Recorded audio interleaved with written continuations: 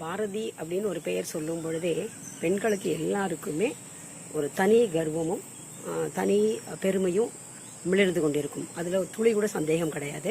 அப்படி இருக்கும்போது எனக்கு கொஞ்சம் கூடவே விஞ்சி நிற்கும். ஏனென்றால் சிறு வயதிலிருந்தே பாரதியை மிகுந்த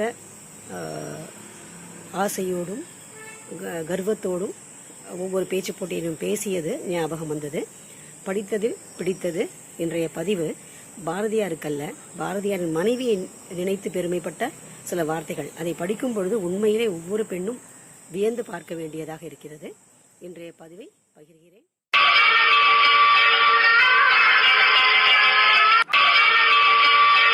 பாரதியாக இருப்பதை விட செல்லம்மாள் பாரதியாக இருப்பது எவ்வளவு வலி மிகுந்தது. பாரதியின் நினைவு நாளை ஒட்டிய பதிவு இது. பழனிவேலு அப்படிங்கிறவர் எழுதியிருந்தார். இது ரொம்ப எனக்கு மனசுக்கு ஈர்த்ததுனால இந்த பதிவு. இன்று பாரதியை பற்றி பலரும் பலவிதமாக விமர்சனம் செய்கிறார்கள். பாரதியின் மனைவி செய்த விமர்சனம் இதோ. 1951 ஆண்டு திருச்சி வானொலியில் என் கணவர் என்ற தலைப்பில் திருமதி செல்லம்மாள் பாரதி ஆற்றிய உரை. ஊருக்கு பெருமை என் வாழ்வு, வையகத்தார் கொண்டாட வாழ வேண்டும் என்ற என் கனவு ஓரளவு பலித்ததென்னமோ உண்மைதான். இன்று என் கணவரின் புகழ் விண்முட்டி செல்கிறது. இன்று மகாகவியின் மனைவியாக போற்றப்படும் நாள். அன்று பைத்தியக்காரன் மனைவி என்று பலராலும் ஏசப்பட்டேன்.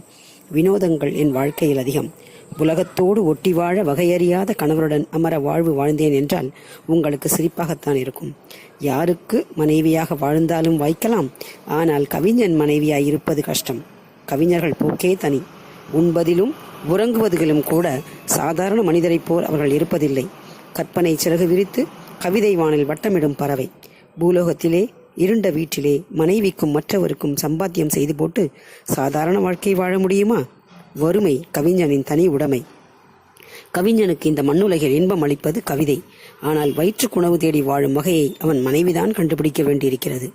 காதல் ராணியாக மனைவியை போற்றும் கவிஞன் அவளுக்கு சாதமும் போட வேண்டும் என்ற நினைவே இன்றி காலம் கழித்தானே. ஆனால் என்ன செய்ய முடியும்?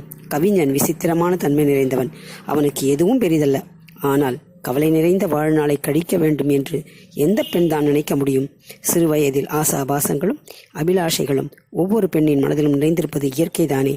சுகமாக வாழ்வதற்கு சொர்க்கலோகம் சென்றால்தான் முடியும் என்ற நிலை கவிஞன் மனைவிக்கு ஏற்பட்டு விடுகிறது. அந்த நாளிலிருந்து சத்திமுத்த புலவரின் மனைவியிடமிருந்து இன்று என் வாழ்வு சுகவாழ்வு ஒரே விதமாகத்தான் அமைந்திருக்கிறது. ஏகாந்தத்தில் அமர்ந்துவிட்டால் முனிவரும் கூட அவரிடம் பிச்சை வாங்க வேண்டும்.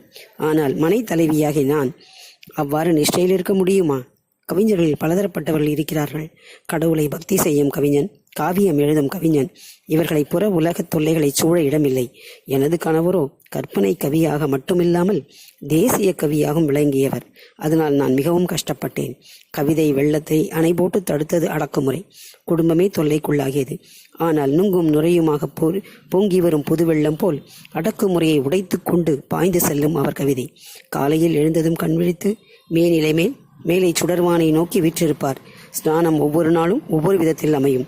சூரிய ஸ்நானம்தான் அவருக்கு பிடித்தமானது. வெளியிலே நின்று நிமிர்ந்து பார்ப்பது, சூரியனை பார்ப்பது வெய்யர் குளியல். சூரிய கிரகணம் கண்களில் உள்ள மாசுகளை நீக்கும் என்பது அவர் அபிப்பிராயம். காலை காப்பி தோசை பிரதானமாய் இருக்க வேண்டும் அவருக்கு. தயிர், நெய், புது ஊறுகாய் இவைகளை தோசையின் மேல் பெய்து தின்பார். அவருக்கு பிரியமான பொருளை சேகரித்து கொடுத்தால் அவரது நண்பர்களான காக்கையும் குருவியும் அதில் 3/4 பாகத்தை புசித்து விடுவார்கள். எதை வேண்டுமானாலும் பொறுக்க முடியும். ஆனால் கொடுத்த உணவை தாம் உண்ணாமல் பறவைகளுக்கு போட்டுவிட்டு நிற்கும் அவருடைய தார்மீக உணர்ச்சியை மட்டும் என்னால் சகிக்கவே முடிந்ததில்லை. சிஷ்யருக்கு குறைவு இருக்காது, செய்திகளுக்கும் குறைச்சல் இருக்காது. காணாமுதமோ காதின் வழியே புகுந்து உடலெங்கும் நிறைந்துவிடும். களிப்பை மட்டும் பூரணமாக அனுபவிக்க முடியாமல் உள்ளிருந்து ஒன்று வாட்டும். அதுதான் கவலை. இச்சகம் பேசி வாழும் உலகத்தில் எப்பொழுதும் மெய்யே பேச வேண்டும் என்பது அவரது கட்டளை. எக்காரணத்தை கொண்டும் பொய் பேசக்கூடாது. இது எத்தனை சிரமமான காரியம் என்பது எல்லோருக்கும் தெரிந்த விஷயம். புதுவை எனக்கு சிறைச்சாலை ஆகியது. சிறைச்சாலை என்ன செய்யும்? ஞானிகளை அது ஒன்றும் செய்ய முடியாதுதான். எதையும் ஏற்றுக்கொள்ளும் மனத்தின்மை அவளுக்கு உண்டு. ஆனால் என்னை போன்ற சாதாரண பெண்ணுக்கு இல்லறத்தை நலனமாக்க வேண்டும் என்ற ஒரே விஷயத்தை லட்சியமாக கொண்ட ஒருத்திக்கு சிறைச்சாலை நவமான துன்பங்களை அள்ளித்தான் கொடுத்தது. புதுவையில் தான் புதுமைகள் அதிகம் தோன்றின. புது முயற்சிகள், புதிய நாகரிகம், புதுமை பெண்ணெழுச்சி, புது கவிதை இவை தோன்றின. இத்தனை புதுமைகளும் எழுதுவதற்கு நான் தான் ஆராய்ச்சி பொருளாக அமைந்தேன். பெண்களுக்கு சம அந்தஸ்து வழங்க வேண்டுமா வேண்டாமா என்று வெகு காலம் ஆராய்ந்த பின்னரே பெண் விடுதலை அவசியம் என்று முடிவு கண்டு நடைமுறையில் நடத்துவதற்கு துடிதுடித்தார் என் கணவர். இந்த முடிவை அவர் காண்பதற்குள் நான் பட்ட பாடு சொல்லும் தரமன்று. புதுவையில் அரசியலில் கலந்து கொள்ள ஒரு வசதியும் இல்லாதிருந்த போதிலும் தமிழ் இலக்கியத்தோடு செய்தனால் ஒருவாறு மன அமைதி பெற்றிருந்தார். நமது பொக்கிஷங்கள் என்று கருதத்தகும்படியான அவரது கவிதைகள் எல்லாம் அங்குதான் தோன்றின. மனிதரை அமரராக்க வேண்டும் என்று தவித்த என் கணவர் எத்தனை இடையூறுகளும் எதிர்ப்புகளும் ஏற்பட்ட போதிலும் அவற்றையெல்லாம் மோதி மிதித்துவிட்டு தம் லட்சியத்தில் முன்னேறும் துணிவு கொண்டு செயலாற்றினார். மகாகவி நாட்டிற்காக அதன் சுதந்திரத்திற்காக வாழ்ந்தார். தமிழ் பண்பாட்டில் சிறந்த அவர் ஈகை, அன்பு, சகிப்புத்தன்மை முதலான பண்புகளை கடைபிடித்து வாழ்ந்தது ஓர் அதிசயம் அன்று.